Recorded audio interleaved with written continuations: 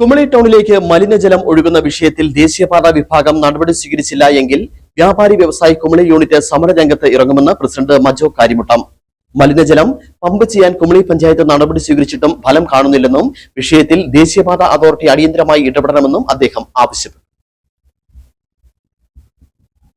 അന്താരാഷ്ട്ര ടൂറിസ്റ്റ് കേന്ദ്രമായ തേക്കടിയുടെ കവാടപട്ടണമായ കുമളിയിൽ ദേശീയപാതയുടെ ഭാഗമായുള്ള വണ്ടമേട് ജംഗ്ഷനിൽ കഴിഞ്ഞ ഒരാഴ്ചക്കാലമായി മലിനജലം കെട്ടിക്കിടന്ന് ദുർഗന്ധം വമിക്കുകയാണ്. ദേശീയപാത അധികാരികൾ എത്രയും വേഗം ഓട തുറന്ന് ക്ലീൻ ചെയ്ത് മാലിന്യം നീക്കുവാൻ വേണ്ടിയുള്ള ക്രമീകരണങ്ങൾ ചെയ്യുവാൻ തയ്യാറാകണം. കുമളി ഗ്രാമപഞ്ചായത്ത് ഭരണസമിതി കഴിഞ്ഞ ഒരാഴ്ചക്കാലമായി മലിനജലം പമ്പ് ചെയ്ത് കളയുവാൻ ശ്രമിക്കുന്നുണ്ട്. എന്നിരുന്നാൽ തന്നെ കുമളിയിലെത്തുന്ന വിനോദസഞ്ചാരികൾക്കും യാത്രക്കാർക്കും വ്യാപാരികൾക്കും പൊതുജനങ്ങൾക്കും ഒരുപോലെ ദുരിതമാണ് സമ്മാനിക്കുന്നത്. ഇതിനെതിരെ ശക്തമായ നടപടി സ്വീകരിക്കുവാൻ ദേശീയപാത അധികാരികൾ തയ്യാറാകാത്ത പക്ഷം ശക്തമായ സമരപരിപാടികൾ ആരംഭിക്കുവാനാണ് വ്യാപാരി വ്യവസായി യോഗ മനസ്സിൽ കുമളി യൂണിറ്റ് തീരുമാനിച്ചിരിക്കുന്നത്.